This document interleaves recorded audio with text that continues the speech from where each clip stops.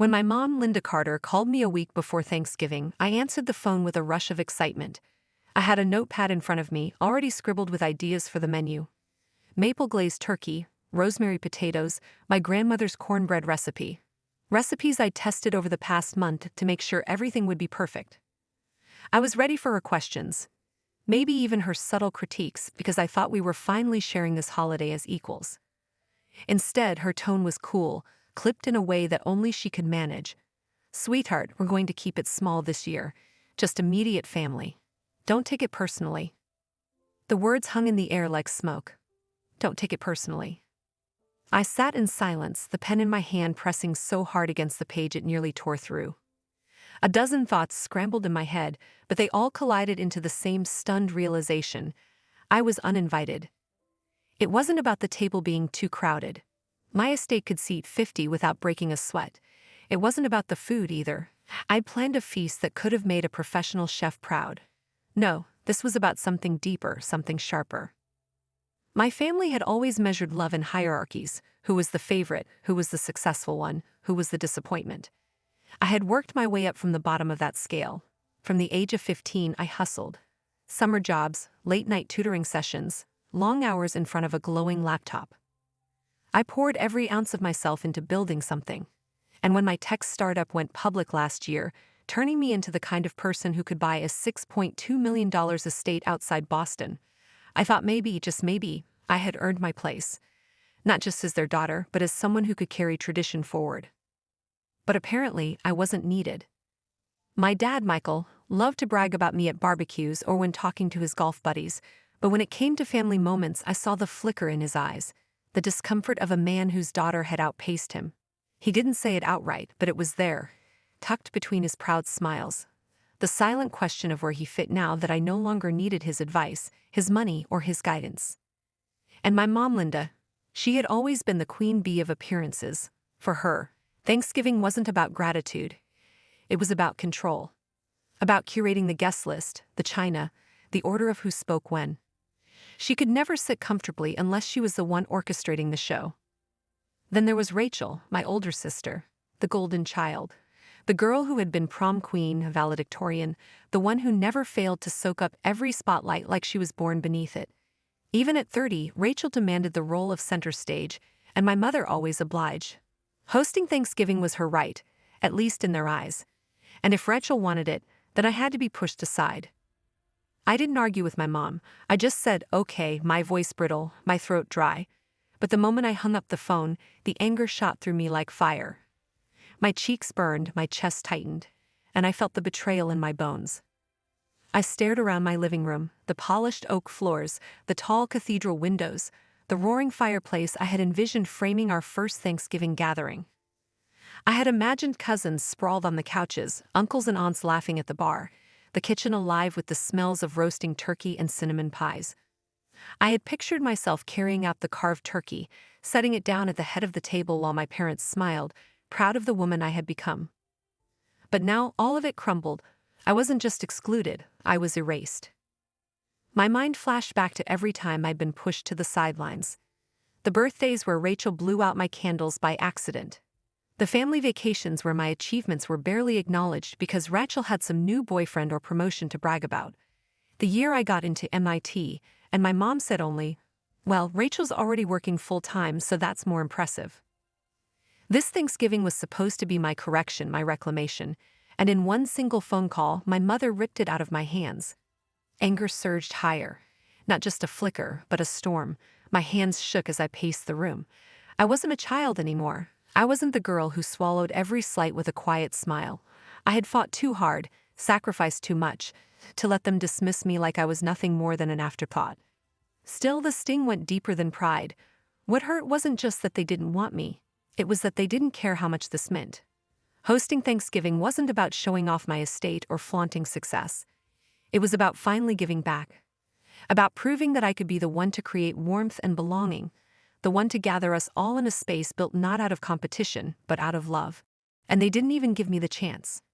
I stood there, phone clutched in my hand, pulse pounding in my ears, knowing something had shifted.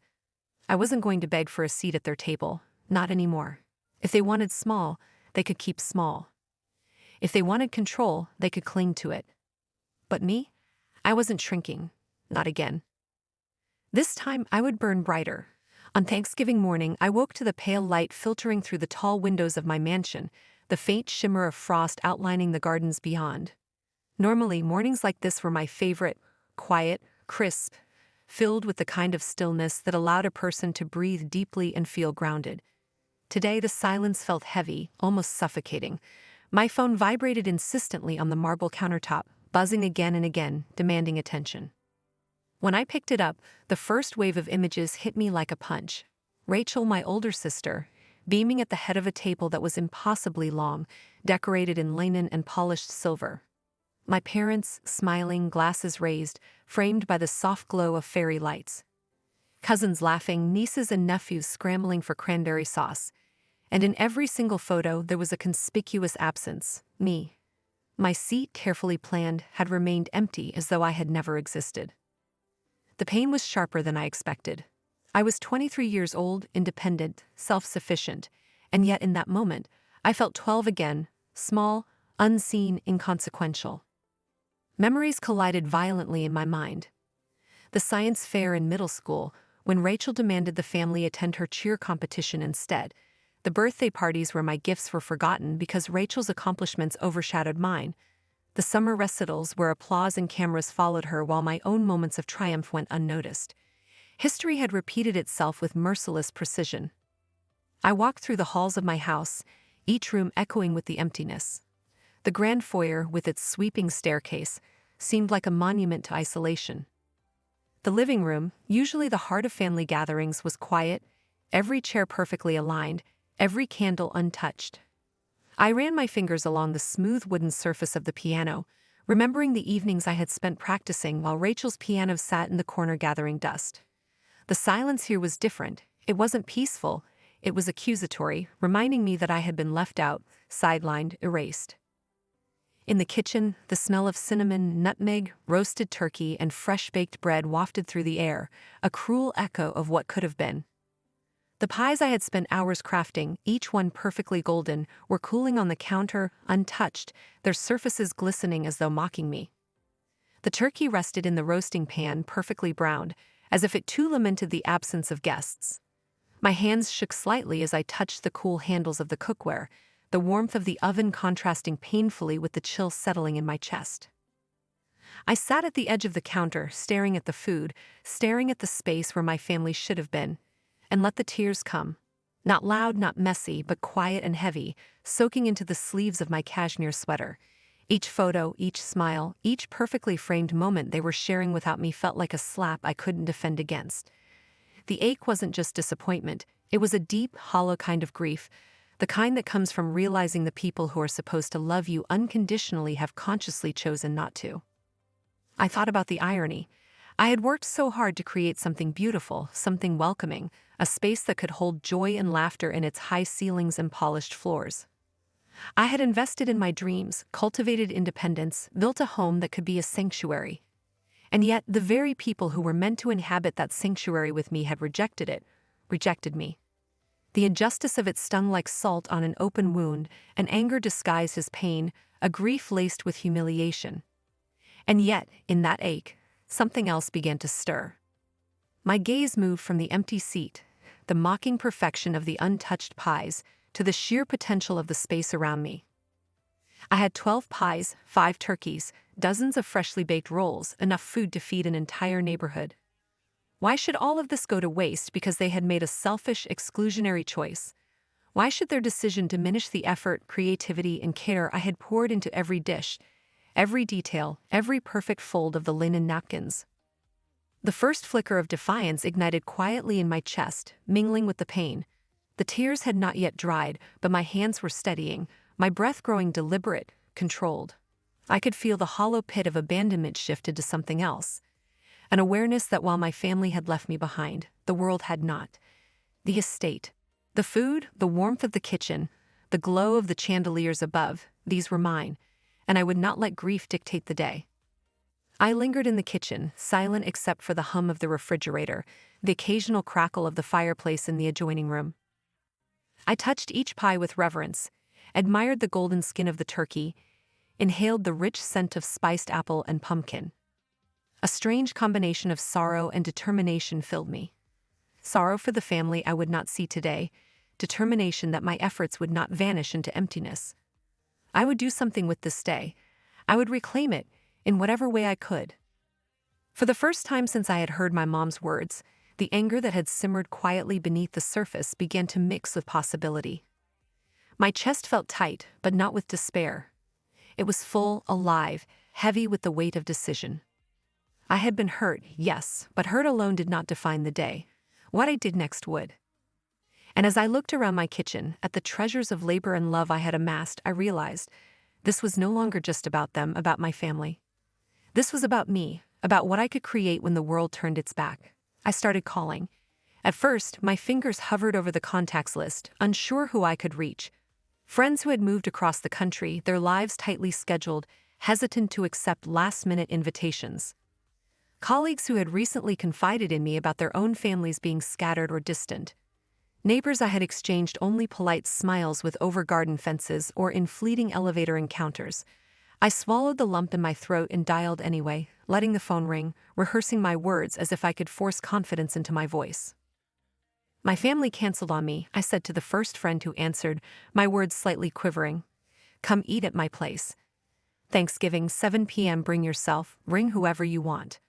The line was silent for a heartbeat, and then she laughed, that warm, relieved laugh that carried over the miles. "Amina, we'll be there. It's exactly what we needed." Call after call, I found similar responses. Curiosity first, hesitation next, then a surprising eagerness, as if the universe had been waiting for an invitation to redirect the day I had feared would be hollow. Each confirmation sparked a ripple of warmth in me, a sense that maybe, just maybe, this day could become something better than I'd imagined. I wrote down names, marked how many people might come, and began to envision the dining room alive with voices and laughter, a symphony of connection rising above the silence of exclusion. I walked through the house, touching the edges of the tables, the polished wood that had once felt so intimidatingly vast and empty. I arranged the silverware again, checking that each fork and knife gleamed just right under the soft lighting. The pies still sat cooling, their sugar-dusted surfaces now symbolic of possibility rather than loss. I began to move furniture to accommodate extra chairs, imagining the jostle of conversation, the occasional clink of wine glasses, the smell of roasted turkey filling every corner. By late afternoon, I could hear the faint sounds of arrival, cars crunching along the driveway, the distant slap of shoes against marble floors, laughter echoing faintly through the halls. My heart, which had been heavy with isolation all morning, now lifted in anticipation. One by one, friends, colleagues, and even neighbors I barely knew entered, their eyes widening slightly at the scale of the estate, but softening immediately when they saw me. Smiles were exchanged, hands clasped, warm hugs that reassured me this was, somehow, exactly where they wanted to be. I guided guests to the dining room, pointing out seating, helping them navigate the crowded kitchen where platters of food waited like treasures. Conversations started immediately, shy at first, then growing louder, spilling over into jokes, shared anecdotes, and stories I had longed to hear. Glasses were filled and refilled. Someone remarked on the pumpkin pie, another on the aroma of the turkey. Compliments flowed, genuine and unforced, and with every word, every burst of laughter, my chest swelled with a sense of belonging that had been absent for too long. By 7 o'clock, the dining room was a riot of warmth and energy. 32 people, 32 hearts and voices, gathered around the long oak table, all of them filling the spaces I had feared would remain empty. Laughter bounced off the high ceilings, ricocheted across walls, and pooled in corners where shadows had lingered only hours before. Glasses clinked, napkins rustled, plates passed from hand to hand, everyone eager to share the food that I had labored over with care and love. The house, which had felt like a silent mausoleum that morning, now pulsed with vitality, with life, with gratitude. I found myself standing back for a moment watching them. My eyes swept over faces glowing with happiness, over hands reaching for dishes, over animated conversations that carried across the room. For the first time that day, I felt a quiet, profound sense of peace. This wasn't the Thanksgiving I had planned with my family, it was better. It was raw, unpredictable, and entirely real. I realized then that family isn't always blood. It isn't always the people who share your last name or your history. Sometimes it's the ones who choose you, the ones who show up when others walk away, the ones who see you not as a role to be filled but as a person to be celebrated. I sat down at the head of the table, a small smile curling at the corners of my lips as I lifted my glass. Toasts were made, laughter roared, and for a brief, beautiful moment, I felt an overwhelming gratitude for the people who had come, for the love that had found me despite rejection, for the realization that the day had been salvaged not by tradition or obligation, but by choice. The warmth settled into my bones. The hollow ache of exclusion had transformed into something entirely unexpected: hope, tangible and glowing, threading itself through every corner of the room, every plate, every smile.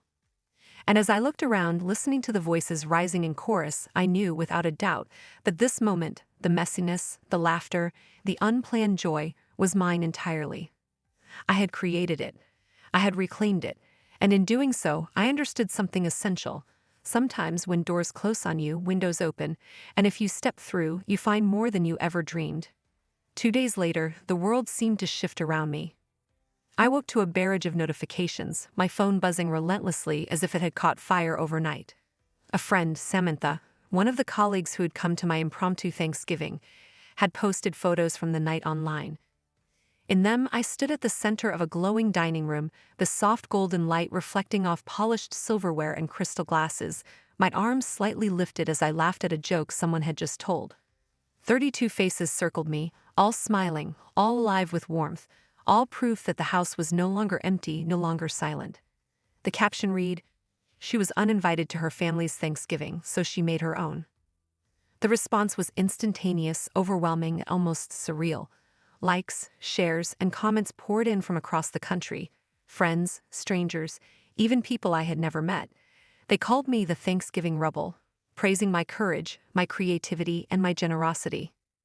The tone was uniformly celebratory, admiring my ability to turn rejection into an act of inclusion.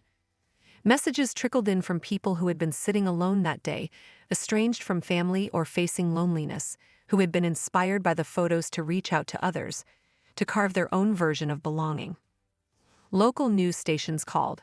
A radio host invited me on the morning show. A lifestyle magazine requested an interview. My inbox, usually filled with work emails or minor notifications, now felt like a pulse of the wider world recognizing something I had long suspected. My capacity to create joy, to turn adversity into something tangible, something larger than myself. I reread the comments, eyes scanning lines like, "She didn't let rejection define her." Amina shows what true generosity looks like. This is the Thanksgiving we all needed. And with each word, the knot of pain that had lingered in my chest finally loosened, replaced by a warmth that was fierce and grounding. Then my phone rang, the screen flashed Mom, and a surge of anticipation collided with an instinctive caution. I answered. Her voice, sharp, cold, and clipped, cut through the connection. "You embarrassed us, Amina. People think we abandoned you." For a fraction of a second, I felt the old familiar tug, the mix of guilt, doubt, and the reflexive desire to apologize, to shrink into acquiescence. But that fraction passed instantly. I remembered the morning of Thanksgiving, the pit of emptiness in the dining room, the ache of being excluded. I remembered the moment hope loomed when strangers, friends, and colleagues chose to step through my open doors and fill the silence with laughter, conversation, and connection.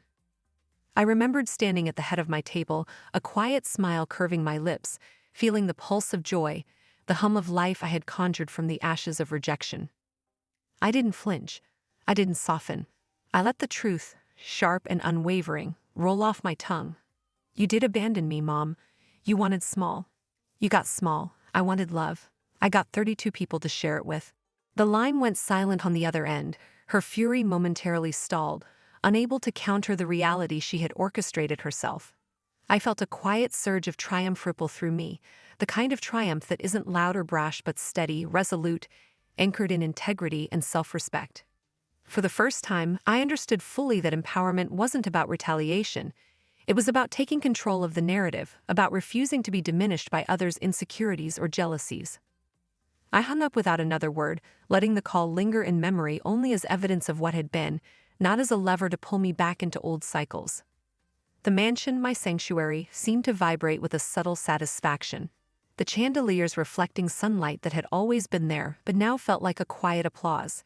I walked through the rooms, empty now, echoing with traces of laughter, remnants of shared meals, and the faint scent of roasted turkey and cinnamon. Everything bore the imprint of what I had accomplished alone, what I had created without permission, without approval, and yet entirely justified. For the first time in my life, I didn't shrink under the weight of familial guilt trips or societal expectations. I stood tall, a posture of quiet defiance paired with calm satisfaction. I realized that triumph wasn't merely about the external recognition, the viral posts, the news calls, the public admiration. It was internal, rooted in reclaiming my worth, acknowledging my labor, and validating my capacity to create joy and connection, even when those who should have cared the most chose not to. I smiled then, fully, expansively, without reservation. The day my family abandoned me, I had built something far greater than resentment could erode.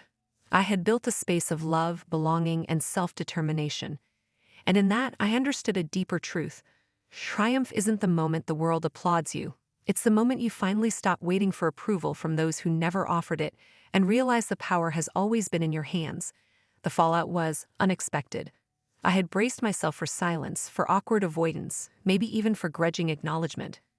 Instead, the reactions were sharper, more performative than I imagined. Rachel, my older sister, immediately doubled down, messaging me with pointed accusations, calling me dramatic, as though reclaiming my own Thanksgiving were a moral failing. Her words carried that old, familiar undertone, the superiority she always wielded, the assumption that her comfort mattered more than my dignity. I read her messages, each one burning briefly before I let them dissolve into nothing, not worth my energy. My father, Michael, stayed quiet, perhaps unwilling to pick sides publicly, perhaps too embarrassed to confront the consequences of his own choices. Silence from him was almost as infuriating as words. And my mother, Linda, tried to spin it with her usual combination of condescension and control. She suggested I had been selfish, that my decision to open the doors to 32 guests somehow reflected poorly on her household.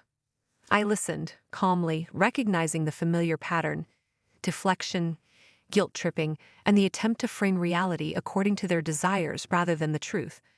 But truth at this point had little need of defense. Anyone watching, even through social media posts, shared photos, or casual conversations, could see it clearly. They had cut me out and I had risen higher. That year, my Thanksgiving table was nothing like the rigidly orchestrated feasts my family had celebrated for decades. It was chaotic, loud, and authentic. Plates clattered, voices overlapped, laughter echoed without restraint. The turkey was golden and juicy, the sides aromatic with herbs and spices, pies cooling on the sideboard, untouched by the pressure of expectation. I realized that the beauty of this day wasn't in perfection or tradition. It was in resilience, in generosity, in refusing to let anyone else define my worth. Every seat filled, every smile shared, every story passed across the table was a small victory, a tangible reminder that joy multiplies when offered freely, without the requirement of permission. As the evening progressed, I moved through the rooms like a conductor of warmth, pouring wine, passing platters, checking in with each guest. The hum of conversation, the glances of gratitude, the spontaneous laughter. It all felt like a symphony built from heartbreak and hope alike. And then, amidst the noise and the clinking of silverware, one of my guests pulled me aside. Tom, a widowed neighbor who had lived alone for 5 years, looked at me with eyes brimming with tears. His hands, roughened from years of solitary work, gripped mine with a quiet intensity. "Amina," he whispered, voice thick with emotion, "tonight was the first time I felt like I belonged somewhere again." I felt a lump in my throat, the familiar ache of suppressed emotions surfacing. In that moment, the viral photos, the glowing media attention, the accolades, they all faded into insignificance. This was the real triumph. The proof that my pain, my exclusion, my anger at being disregarded, had been transformed into something profoundly human, belonging. That night, I realized that the most powerful measure of success wasn't the size of my estate, the numbers on a social media post, or even the acknowledgement of strangers. It was the quiet moments, the intimate acts of impact that reached someone who had been unseen, unheard, and uncelebrated for years. I stood there for a moment longer, absorbing the weight of his words, the sincerity, the vulnerability. Then I walked back into the dining room, where laughter and conversation swirled like a living thing, brushing against the walls, filling the spaces that once felt hollow and cold. I glanced at the long oak table, polished but now alive with the energy of 32 people who had chosen to show up, to share, to be present. It occurred to me that joy, once deliberately cultivated from emptiness, has a way of seeping into every corner, touching lives that seemed permanently out of reach. By the time the last plates were cleared and the final glasses emptied, a sense of fullness settled over me. Not just physical, but emotional, spiritual. Every rejection, every slight, every ounce of exclusion had been transmuted into abundance. My family had uninvited me, attempted to define my value on their terms, and yet I had created a space that was greater than their limitations, larger than their expectations, and infinitely more human. So yes, my family uninvited me, but I fed 32 souls instead. I offered laughter where silence could have lingered, warmth where coldness had threatened, and belonging where abandonment had been intended. And for the first time in years, I felt full too, not just from the feast, but from the knowledge that love, generosity, and resilience are powerful enough to override neglect, enough to transform loss into inspiration, enough to remind a lonely neighbor that they are seen. That night, the lesson crystallized. The measure of your worth is never set by those who fail to recognize it. It's built by your courage to create, to give, and to rise above.